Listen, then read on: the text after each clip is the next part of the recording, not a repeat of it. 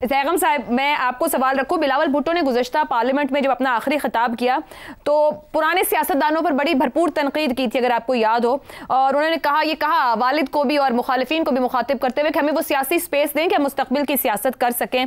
अब उनकी तरफ से ये जो मुफाहिमत की कोशिश, बातचीत की बात, मुशावरत, सियासी कशीदगी कम करना, जो भी कह लिया जाए, क्या बिलावल भुट्टो जो उनके साथ एक पोलिटिकल बैगेज मौजूद है उसको साथ रखते हुए अपनी सोच के मुताबिक सियासत कर पाएंगे, या फिर उस बैगेज के बोझ के नीचे आके कुछ दिन अच्छी बात करके फिर कहीं खामोशी इख्तियार कर लेंगे? कुछ निकाल पाएंगे इसमें से?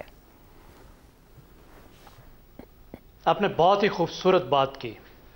पाकिस्तान की मौजूदा सियासी लॉट में, सियासतदानों में अगर किसी सियासतदान में स्टेट्समैन बनने की गुंजाइश मौजूद है, मैं गुंजाइश की बात कर रहा हूँ, तो वो बिलावल भुट्टो जरदारी है। लेकिन फिर जो बैगेज है और ख़ाली जो अब्बा जान का बोझ है, ये बहुत बड़ा बोझ है। लेकिन उनके साथ साथ उनका बहुत बड़ा असेट्स भी हैं।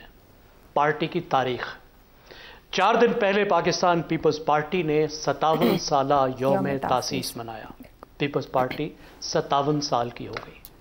ये वो पार्टी है जिसको हम कह सकते हैं कि इसने पाकिस्तान को जमहूरियत दी, क्योंकि पाकिस्तान की पहली मास पॉपुलर पार्टी है जिसने अवाम के मुंह को मुक्तदर होने का खून लगाया, जिसने पाकिस्तान को आइन दिया, जिसने चार्टर ऑफ डेमोक्रेसी दिया, अगर जिसमें मुस्लिम लीग नवाज को भी शामिल करना पड़ेगा, और पाकिस्तान को 18वीं तरमीम दी। उसको अक्सर ताना दिया जाता है कि वो अपनी मजलूमियत का कार्ड खेलती है, लेकिन आप ये देखिए कि ये वो पार्टी है जिसने अपने तमाम जख्म भुलाकर मुल्क के ऊपर मरहम रखने की हमेशा कोशिश की है।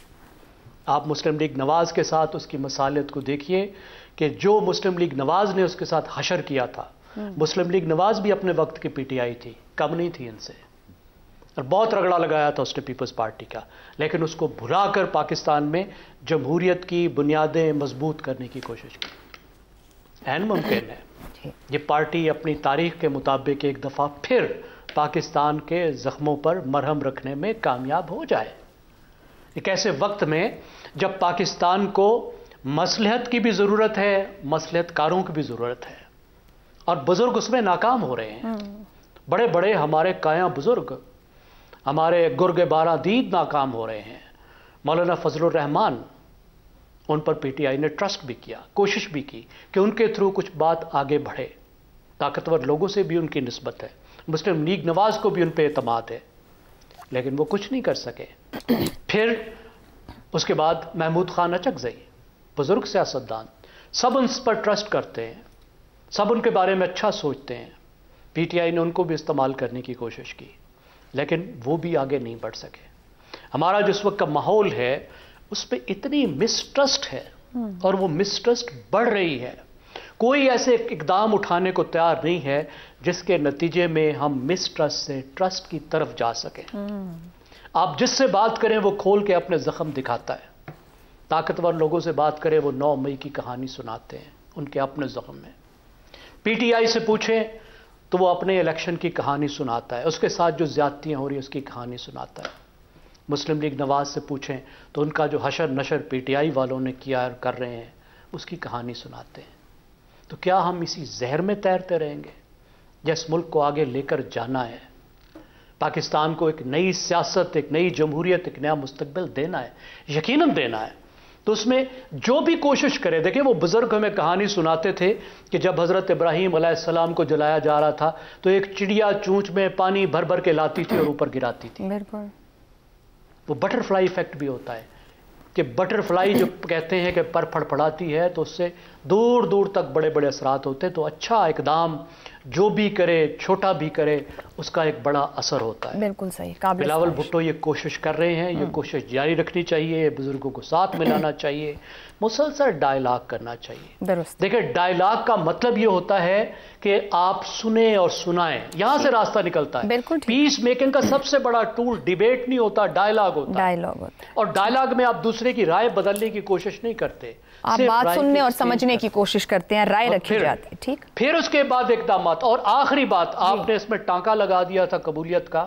मेरे ख्याल में बिल्कुल पीपल्स पार्टी को भी कबूलियत हासिल है, और ख़ुद बिलावल भुट्टो की वज़ीर ख़ारजा के तौर पर जबरदस्त परफॉर्मेंस थी, दुरुस्त हो गया। मतलब बिलावल भुट्टो कबूलियत से आगे आ रहे हैं। तारीख की बेहतरीन टेट थी। ठीक हो गया। लेकिन अगर वो उनके जहन में वजीर आजम बनना है तो पंजाब को जीतना होगा। एक मास पार्टी बड़ा टारगेट सामने रख दिया है, शायद वो इसीलिए कोशिश कर रहे हैं इस पॉलिटिकल जो भी कुछ हो रहा है। इफ्तिखार साहब, मैं आपकी जानिब आऊं, मैं भी ज्यादा इसके अंदर नहीं अभी इसको फिलहाल रीड करती हूँ। इफ्तिखार साहब, आपसे सवाल यह है कि बिलावल भुट्टो की जानिब से जो एक सियासी कशीदगी कम करने के लिए मुशावरत के इनिशिएटिव की बात की जा रही है, क्या मौजूदा हुकूमत के इत्तेहादी होते हुए हुकूमत के ऊपर पॉलिटिकल प्रेशर रखना चाह रहे हैं, या फिर पीपल्स पार्टी से आधी सियासी उम्र रखने वाली पीटीआई को समझाना चाह रहे हैं कि पॉलिटिकल डायलॉग ही वे आउट है इस वक्त? समझाने की आखिरी कोशिश है, डायलॉग के बगैर बात आगे नहीं बनेगी। ये जो झगड़ा शुरू किया गया है इसका अंजाम कुछ नहीं होगा। ऐसे 10 मॉब ले आओ, फैसला नहीं हो पाएगा। फैसला पार्लियामेंट में होगा, पार्लियामेंट के फ्लोर पे होगा, और जो कवानीन तय हैं जमहूरियत के उनके ताबे होगा। धड़ों के कहने पर और जत्थों के कहने पर मामलात मुल्की नहीं तय हो सकते और ना होने चाहिए। बिलावल कोशिश कर रहा है, मैं उसको तारीफ़ करता हूँ कि वो आखिरी कोशिश है। ये कल ये ना कहा जाए कि सियासी पार्टियों ने कोशिश नहीं की। सियासी पार्टियों का वो धड़ा जिसने इनके ख़िलाफ़ वोट ऑफ नो कॉन्फिडेंस कामयाब करवाया, वो आपस में इतने मिले हुए थे कि वो बात नहीं करना चाह रहे थे। इसलिए बिलावल ने ये बात की है ताकि तारीख़ में ये हकीकत मौजूद रहे कि सियासी क़ुव्वतों ने आखिरी लम्हे तक फैसला किया, आखिरी लम्हे तक कोशिश की।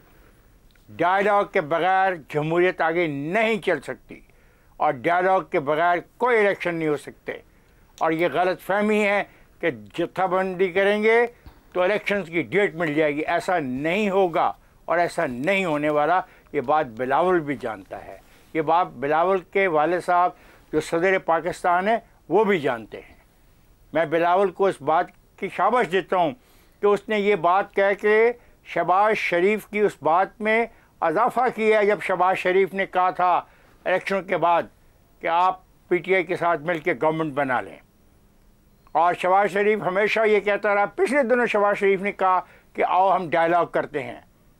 डायलॉग के बगैर बात नहीं तय होगी।